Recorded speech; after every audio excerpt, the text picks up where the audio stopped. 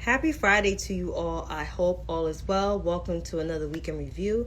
You can watch the replay on the Instagram feed, or you can subscribe to the YouTube channel, which is in my link. So I'm just going to get right into it because it's getting a little late and this heat is knocking me out. It's really cold here on the East Coast. So it's below 20 degrees.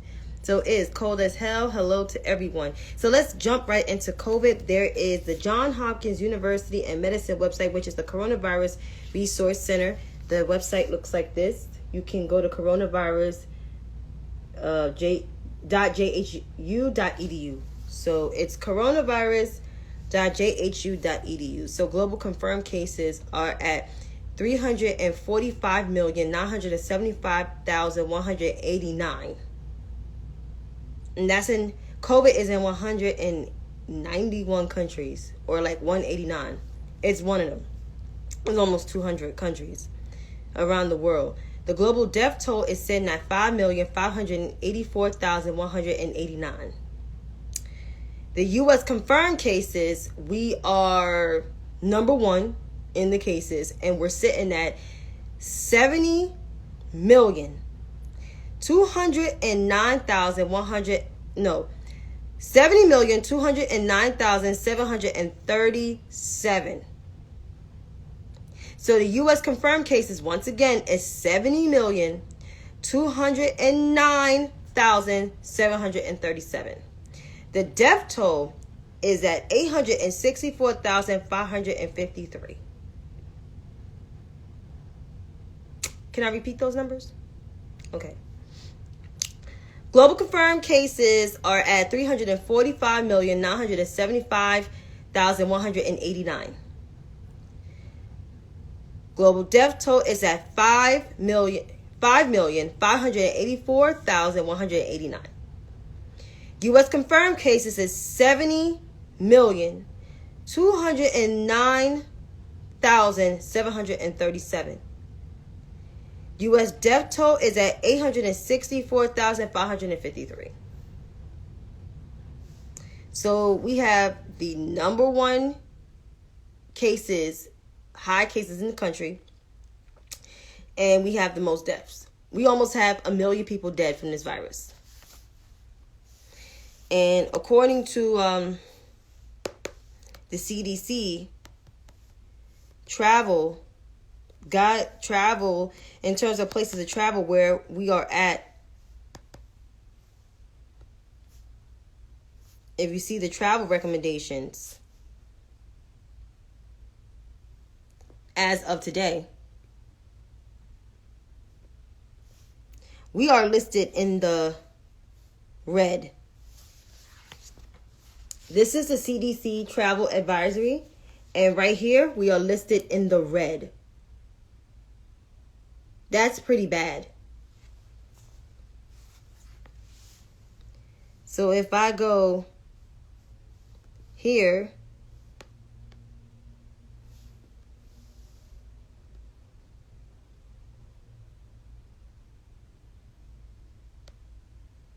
if I zoom in, right?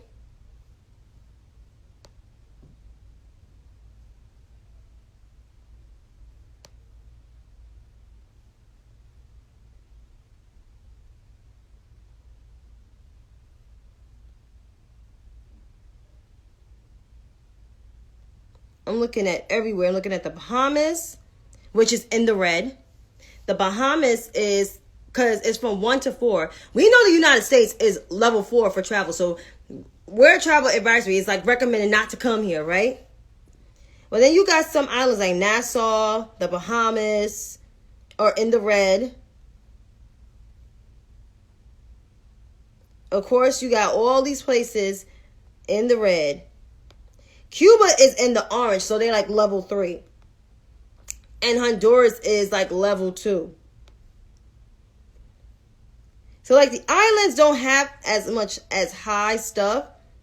But if you look at Dominican Republic, they're like number 3. And Port-au-Prince has a lot of cases. Seeing this live from, oh, okay, Hawaii is on their shit. Hawaii don't play that shit. Hawaii and Antigua. My sister went to Antigua for her wedding. Not her wedding, for her wedding anniversary this past summer. And she said they check your visa, not check your visa, they check your passports, they check your vaccine mandates. They even double check on the Europeans because they know the Europeans got a high case of COVID. And if I zoom into Europe real quick on the CDC app, right here, I just can zoom in Europe, and the shit is ridiculously insane. Like, look at Germany and them. They are in the red, honey. In the fucking red. Hey, Yvonne.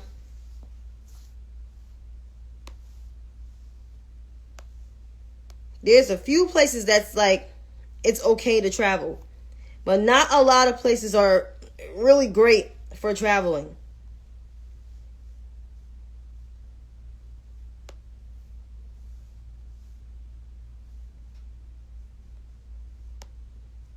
Cuba's just number 3 for traveling, but I'm going to zoom in just a little bit further in this map because I'm trying to check the other West Indian islands. I mean, the other islands on here. Like Dominica just got into the red.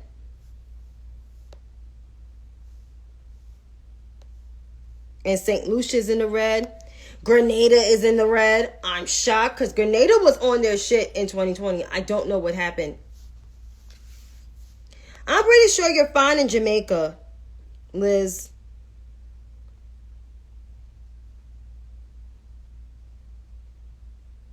Jamaica is level 2 to 3. So you good.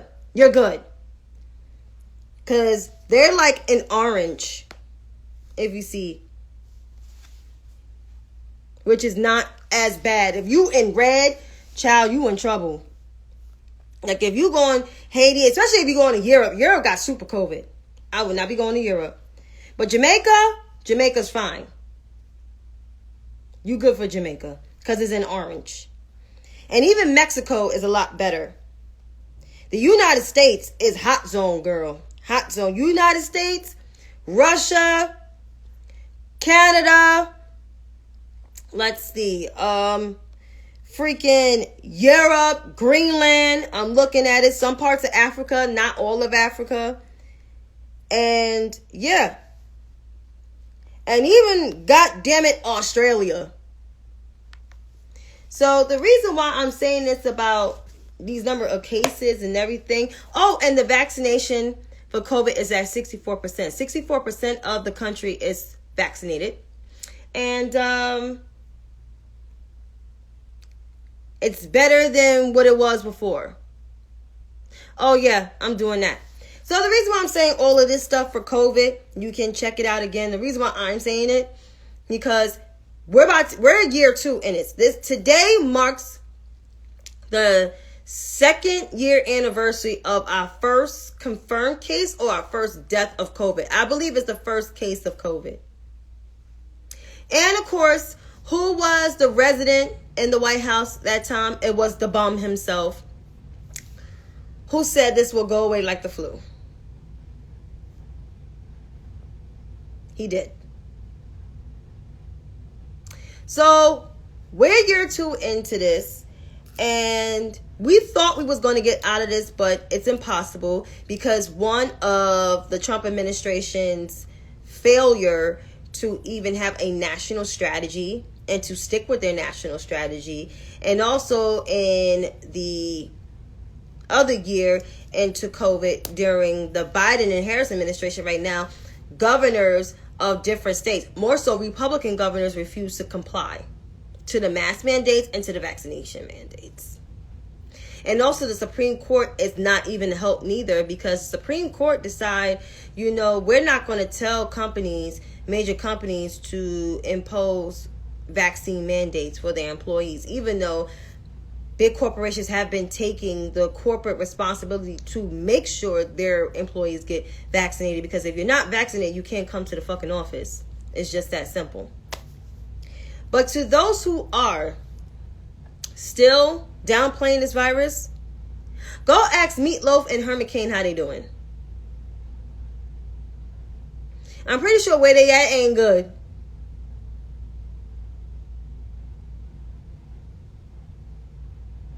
So I'm saying this to everybody, because I get tired of saying this every week. And I keep saying this because it's like people are just being dumb out here. And people are dying for COVID-19 now for no reason. It's not like we don't have anything.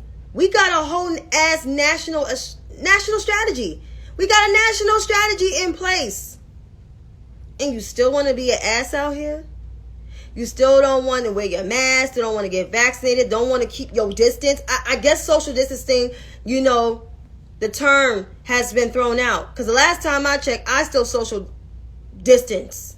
Or socially distance. Okay?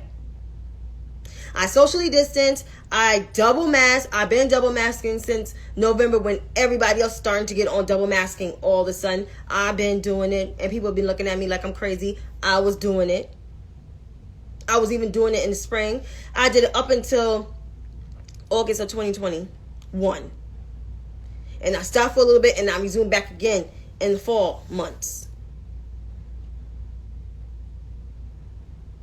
So, for those who refuse to listen, just remember there are nearly, 400 million confirmed cases of COVID. Almost nearly 6 million people dead from this virus around the world. Damn near almost 100 million cases in this country alone in the United States of America. And almost 1 million people in this country, the same United States of America, dead from this virus.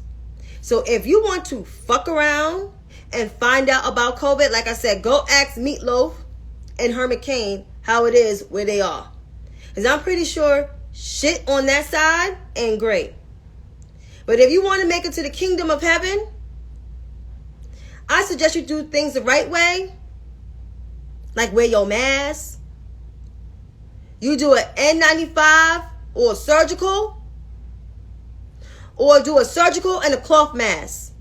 Because I know people ain't got money like that still. But a boxer mask will cost you $50 to $100, cost you $5, $10. But if you want to fuck around and find out, like I said, go ask Meatloaf and Herman Cain on that side of town.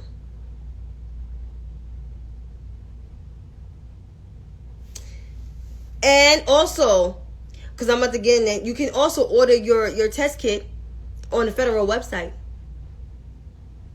Just Google it. There's nothing wrong with Google.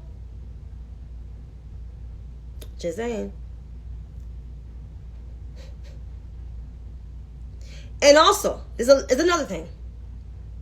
The black seed oil, Hearst Doomer, and other pills will not save you.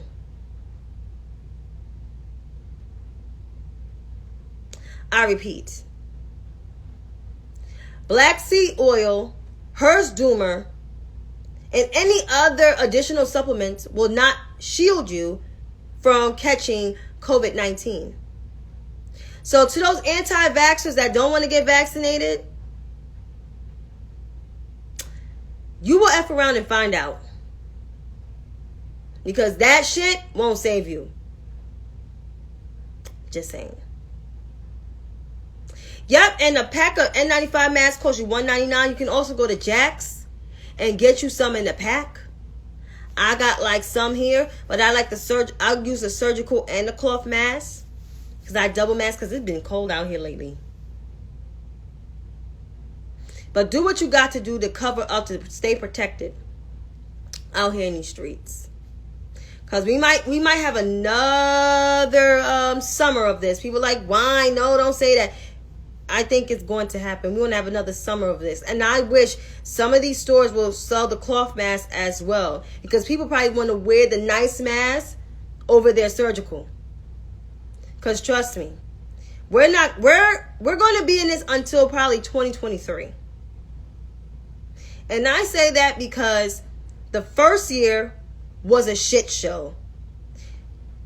The second year of it was actually more of a clear plan. The problem was the 28 Republican governors refusing to follow protocol.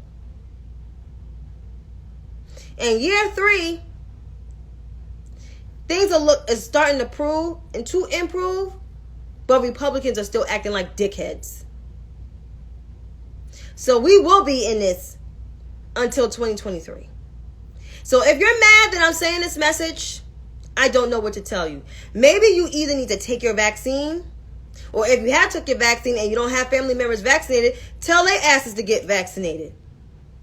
So we can all together get the fuck out of this thing. So we can stop wearing our masks. Just saying.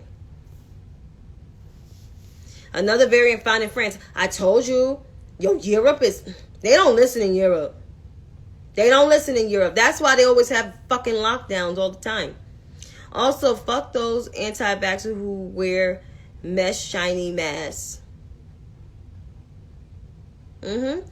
See, I wear my cloth mask. If y'all see my pictures, I got the surgical, and then I got my cloth mask. And I take a lot of hand sanitizer with me, and I take a lot of Lysol spray and Lysol wipes. Yeah. You can find Lysol wipes and shit at CVS or like Target or something. But enough about COVID, right? Because I've been talking about it, been going on and on and on and on about it. But every time when I do my videos, I got to start with COVID. Like, that is just big. So, we all know Thursday, it made year 1 of the Biden and Harris administration. Well, we actually made the 1-year anniversary of the Biden and Harris administration. Now, there's been a lot of talk and saying the Biden and Harris administration didn't really do anything. So, as I go to the White House website,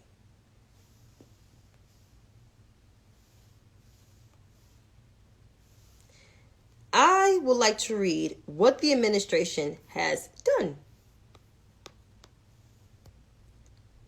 Over 200 million Americans fully vaccinated in 1 year. President Biden led the largest, fastest vaccination effort in American history. In year 1, the Biden and Harris administration has fully vaccinated nearly 75% of American adults. The Biden and Harris administration oversaw the creation of a brand new national network of more than 80,000 vaccination sites where Americans can get life-saving vaccines and boosters for free. And it's still free. Thanks to these efforts, countless lives were saved and 96% of our schools are open.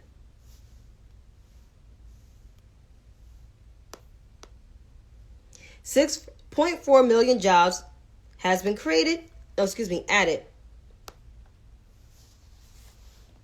Fastest growing.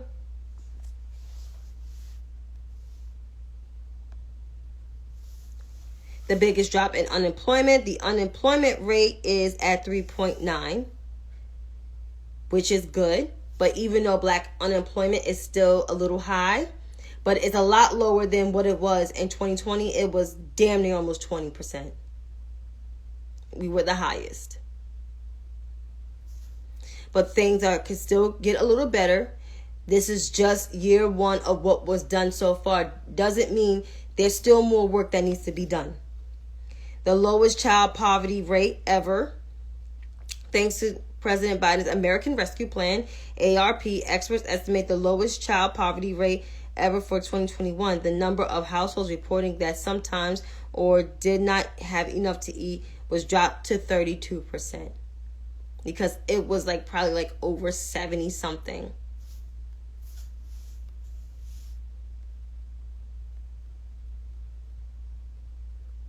$5 million more Americans with health insurance.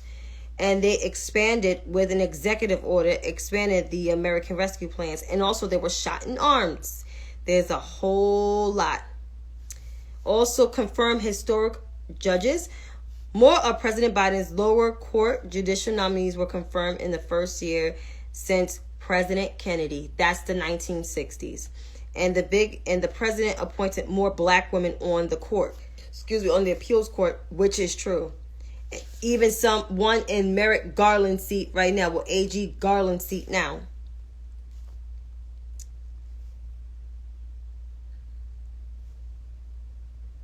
Also, the president created competitiveness of the U.S. economy by finalizing more significant changes to Buy American in almost 70 years. Took aggressive action in climate, which stuff does need to be done more, but the first thing he did with climate is signed us back up to the Paris Climate Accord. Something that President Obama did back in 2015. And we were signed out of it because of the bum himself. And he is deploying more wind and solar energy than ever, addressing the lifelong lasting negative effects of legacy pollution and advancing environmental justice in underserved communities and creating good paying union jobs that are making our country stronger and resilient to the changing climate.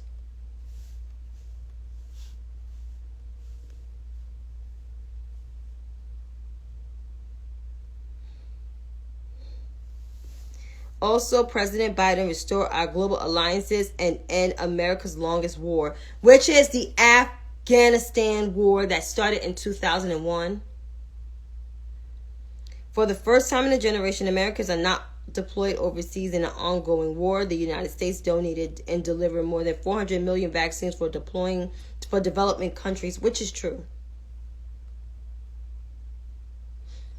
And one of the main things I didn't read, President Biden got the American Rescue Plan and the bipartisan infrastructure passed, the most impactful legislation agenda for the first year president.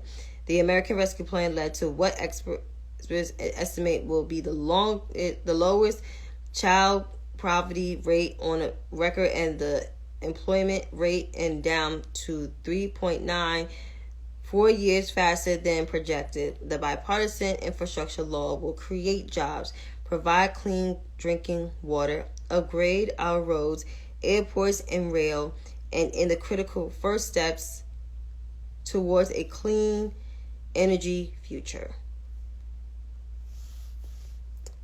You can check out more of this stuff on the White House website. www.whitehouse.gov, or just type in whitehouse.gov. So, therefore, the Biden and Harris administration have done a lot in the first year, despite what they were left with. They wasn't really briefed really too much on anything, like right away, because the former bum himself, decided that, he wanted to stay in there forever and ever, which you lost. And so he incited a whole entire insurrection on the Capitol and wanted to even hang his vice president. And he still is defending these white domestic terrorists, which nobody's surprised, right? But this administration took on a lot, didn't have a lot briefed to them, and didn't even have a lot of support from the Republican Party.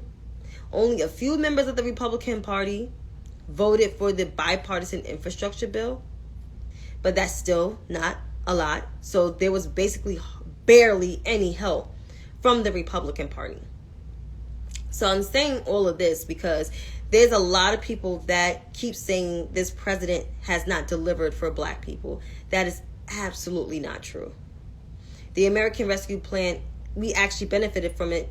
And HBCUs got a good grip of money, too. Don't know the exact amount, but they got like over probably millions of dollars from the American Rescue Plan versus what the bum promised HBCUs. And also the child tax credit. A lot of black and brown families benefited from that too, because a lot of kids were able to eat food. He expanded on SNAP benefits. And that affects black and brown people. So I wish people would stop lying on this administration. This administration done so much within 1 year. Do we want them to do more? Absolutely. But they have done a lot of what they were left with from the former bums administration. and how they had to do everything in a quick time. And the fact is that they barely had any help from the Republican Party. So they have done everything they can, and honestly, they did a very good job within 1 year so far. Of course, people are pissed off at voting rights because the Senate decided to keep this rule, which is not really a rule by the Constitution, but want to keep the filibuster, but not pass voting rights. And then you had two knucklehead Democrat senators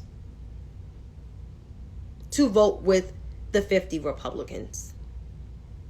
So we know their number. But I said before that Sinema and Manchin are who they are. People want Chuck Schumer to have control over them. That's not his job to be their parents. And Joe Manchin knows better. I mean, then again, he was always an ass. Nobody expected Kirsten Lee Sinema to be an ass. But here we are. This is why down ballot races are just as important as the top ticket. Because look what you got. This is what you got. That's why it's important. It's imperative to vote down ballot. There's a lot of senator races up. There's a lot of congressional races up. There's a lot of governor races up. There's a lot of state representative races up. Other local elections are up. Those legislative seats actually matter, as well as executive seats.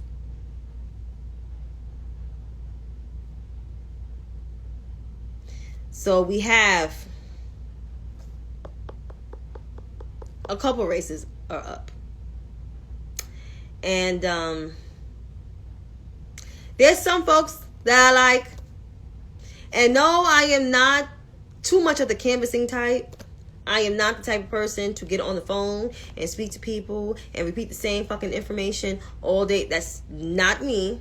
And there's no disrespect to people. I applaud people for doing that job, but every job ain't for everybody, right?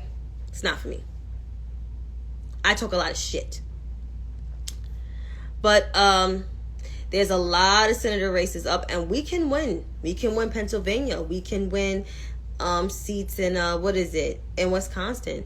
We can even win Florida, North Carolina, Ohio. If we just organize, mobilize those who live in those states, actually bring your ass to the primaries and bring your ass to the polling site. We need to at least win 53 to 54. At this point in time, I believe no Republican should not be reelected to their seats. Not again. After January 6th, they do not need their seats.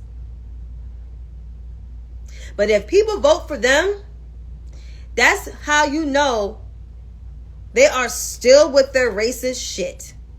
And that's all I'm saying. Hello, everyone that just came on. Mr. Brian, Lonya, Wagwan Queen. Hello, everyone that came on. But these midterms are just as important. I had Sinema and Manchin on my list in terms to talk about them, but I've read them to filth so many times to the point where I don't even want to read them anymore. I don't even want to give them my energy anymore because they have shown their ass. They show who they are. Maya Angelou said, when people show themselves who they are, believe them.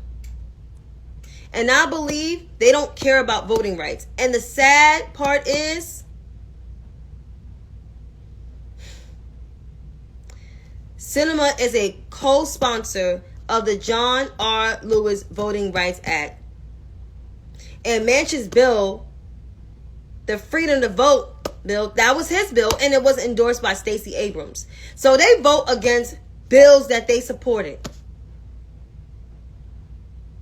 That's how stupid they are. And they know they're not up for re-election this time around. So Kirsten Lee Sinema and Joseph Manchin III will not get none of my time.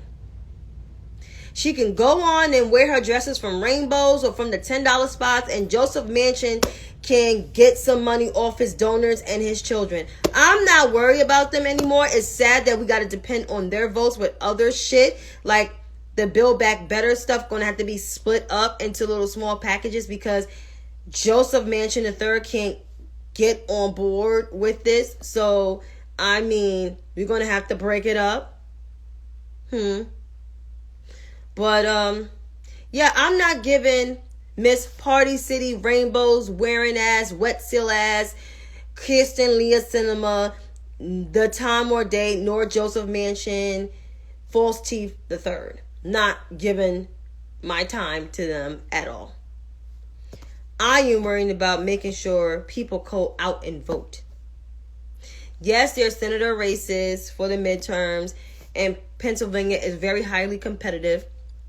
There's Malcolm Kenyatta, there's Conor Lamb, and there's John Fetterman. We all know we don't like John Fetterman's big lurchy ass, but then there is what is it?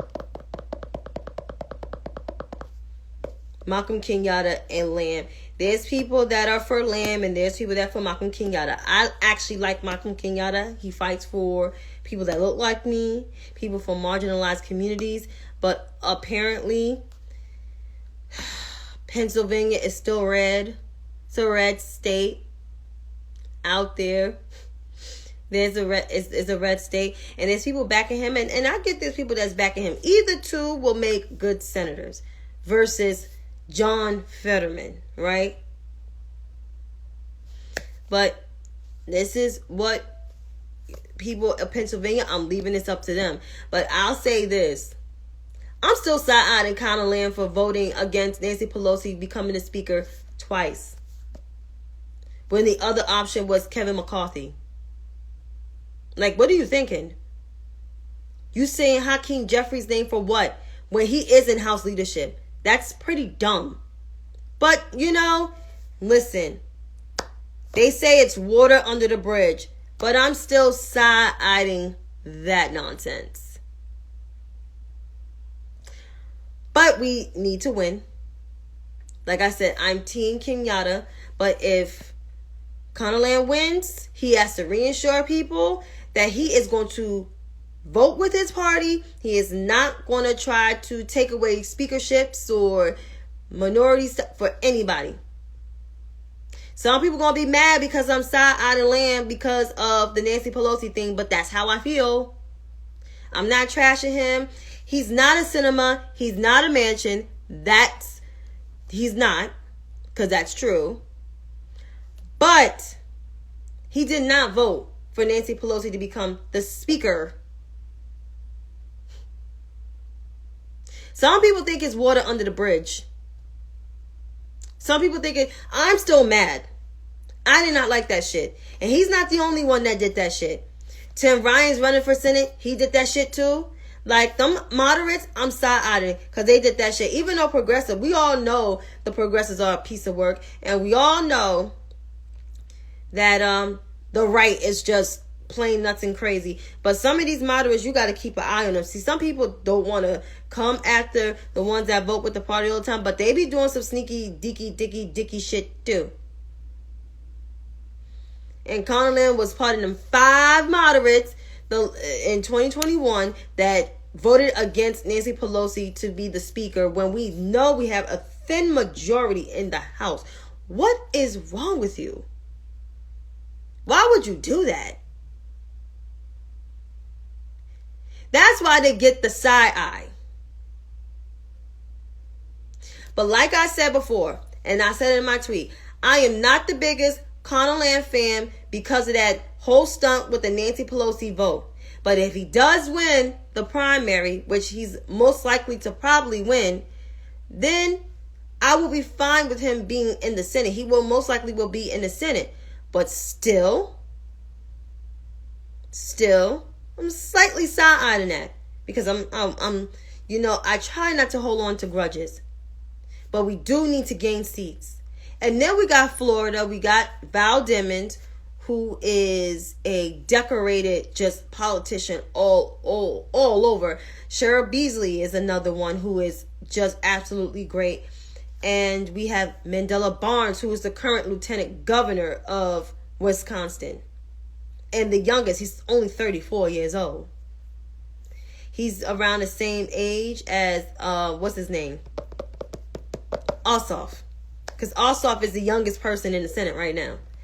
And you need more young blood. And then you got Arkansas. You got a black woman running in Arkansas. So we have good Senate candidates. It's just all about turnout. People taking their raggedy butts to the polls for primaries and for the general.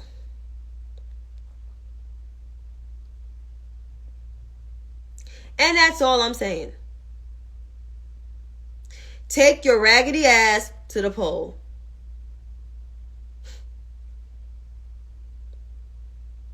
Yeah.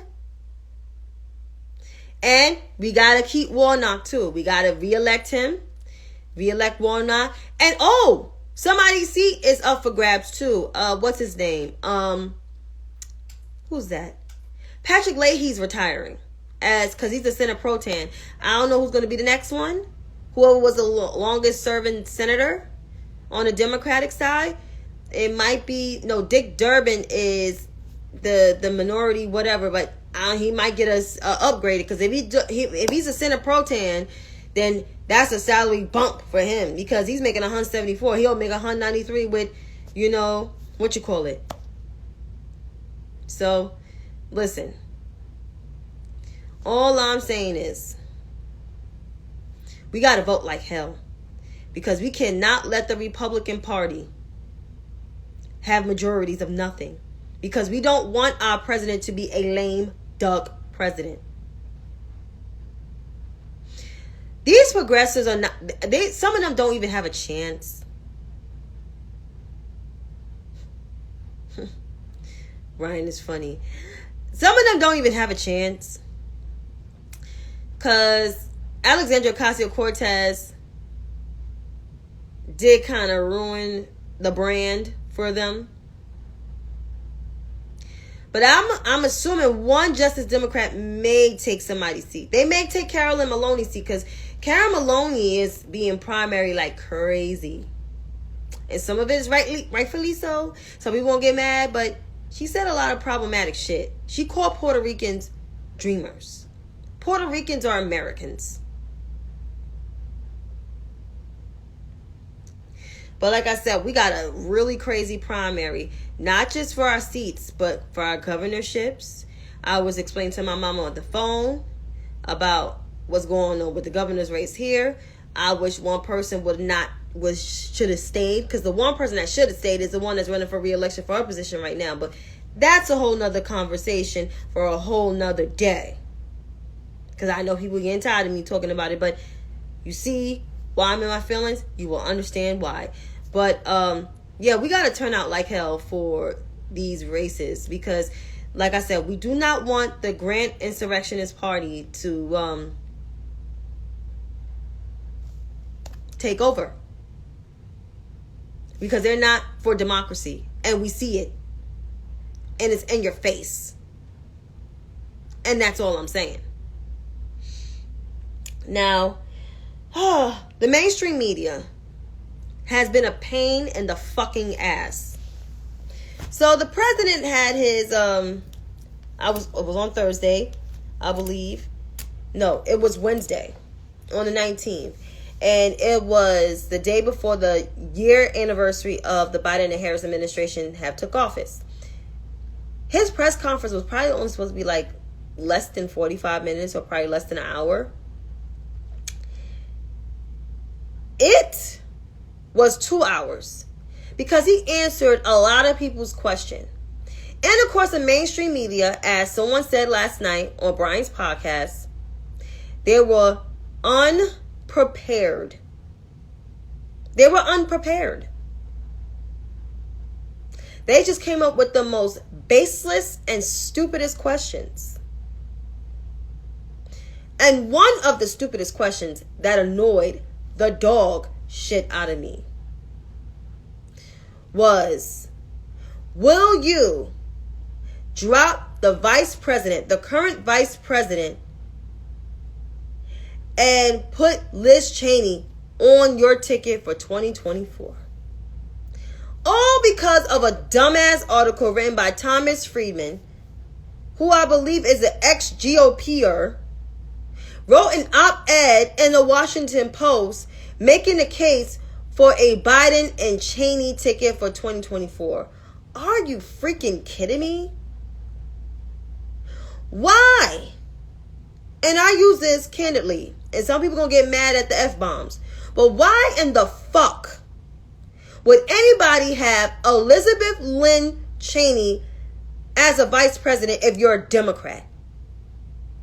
Why would any Democratic president put a staunch conservative far-right Republican on their ticket? Her and Joe Biden don't even agree on any policy stance. Elizabeth Lynn Cheney voted with Donald Trump when he was the president over 90% of the time. The exact number is 93. Out of all the Republican congressmen and women currently serving or served during his tenure. I don't understand the mainstream media following this bullshit. I don't get it. Vice President Kamala Devi Harris have done good work with the Black maternal health care initiatives, voting rights, advocating for both the infrastructure and the American Rescue Plan. I mean, the list goes on and on and on and on. Racial inequality. She was one of the authors for the George Floyd Justice and Policing Act. So I'm not understanding the mainstream media. But I would like to say this to y'all, as the president said. Vice President Kamala Devi Harris will be the vice president if the president runs for re-election in 2024. Not Elizabeth Lynn Cheney. I repeat. Vice President Kamala Devi Harris will be the vice president with the president if the president decides to run in 2024. Not Elizabeth Lynn Cheney. So please, for the love of God, stop regurgitating Thomas Friedman's stupid ass article and his fever dream of a Republican still ruling the world. And that especially goes for Kirsten Welker and Craig Melvin's black asses. Because y'all two were disappointing. And that especially for Kirsten Welker. How dare you? As a black woman in journalism, you should be ashamed of yourself for even asking that dumbass question. But I'm glad you exposed yourself because you got all that smoke, and that smoke was rightfully given onto you. So I'm glad you had your 15 minutes of fame moment. And that goes for white men like Jeffrey Toobin and old crinkly ass John Dean. Vice President Harris is not downgrading herself to be on the Supreme Court. After being the vice president, she probably will be the president. And after being the president, who wants to sit on the Supreme Court until they crow? She is not one of them old liberals on the court. She actually wants to live her life after working and serving the public. She don't want to save y'all from what you should have saved yourselves from back in 2016. You should have told your white brothers and white sisters to vote for Hillary Clinton, and y'all didn't. So this is your karma. Don't force your karma on black women. Point blank in the period.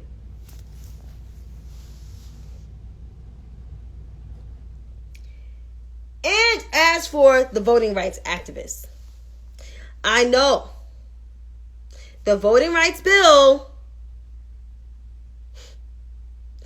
was stalled. You could thank Kirsten Sinema and Joe Manchin. But that doesn't mean you attack the executive branch. If y'all was really into this fight,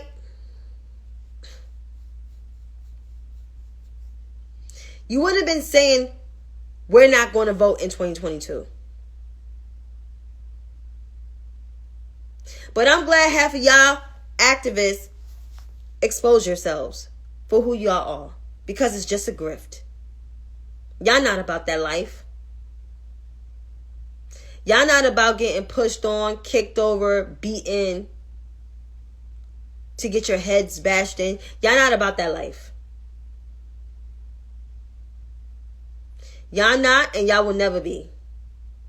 So, if you're not about helping us to get voting rights, get out the fucking way. It's just that simple. Like, I'm so sick and tired. And that's another thing. This whole brand of progressivism is stupid. I don't like it today. And this is coming from a person that grew up around progressives. Progressives back in my day will actually step up to people that don't think like them and try to invite them to the fold. You guys don't want to invite people to the fold. All you guys want to do is call people neoliberal corporate shills and the corporatists. That's not being inclusive. If y'all progressives are so inclusive, why y'all keep excluding people? Because y'all not about that life. You're not for real with it. It's just a grift to live off of. You're living off the very same people you're supposed to advocate for. You're taking the rest of their money that you're supposed to be advocating for. So you guys are fake. You guys are not woke. And y'all horrible. Y'all. And the last person. Addison Mitchell McConnell Jr. Addison Mitchell McConnell Jr. had the audacity to say, in response to the question he was asked about voting rights, African Americans turn out in a higher rate than Americans. Something wrong with that picture. Last time I checked, African Americans or black people that live in America are Americans too. So the fact is that you want to differentiate the Americans, or you just could have said just white people from black people, really shows that you are still a racist bastard. But then again, I don't expect anything from almost an 80-year-old white man from Kentucky. I really don't. Even though you got an Asian wife, that doesn't matter to me.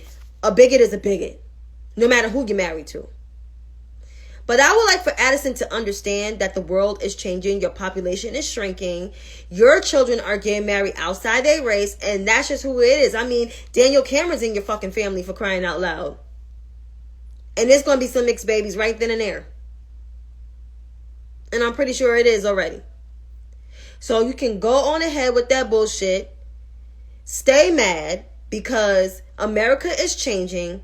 And you need to get used to it. And your ideology is fading. So all you got left is the courts, and those folks may not last long on there because they might go on with Jesus too. Like, I'm so sick of everybody. I'm so sick of this shit. This is the reason why I only watch news once a week. And the only reason why I watched news this middle of this week because I wanted to hear the president speak.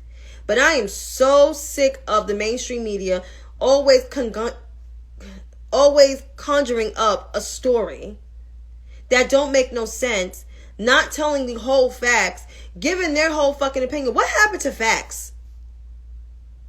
What happened to telling the facts? The mainstream media always giving us the facts and the sources. What happened? What happened? Oh, the bum came into office. That's what happened. America, y'all had that, because I didn't vote for that. I voted for my former senator. Y'all wanted that, and look, we have a whole ass pandemic. That bum raised our taxes here in New York and other blue states, raised the deficit, and mismanaged a whole global health pandemic. That's what y'all got from the bum. And got people writing books and shit about the bum. I guess y'all like to be treated badly by the bum.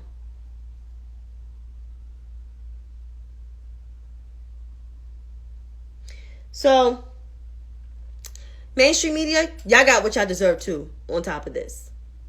But I'm calling it a night because I'm tired. And at least I want to watch a good movie before I go to sleep.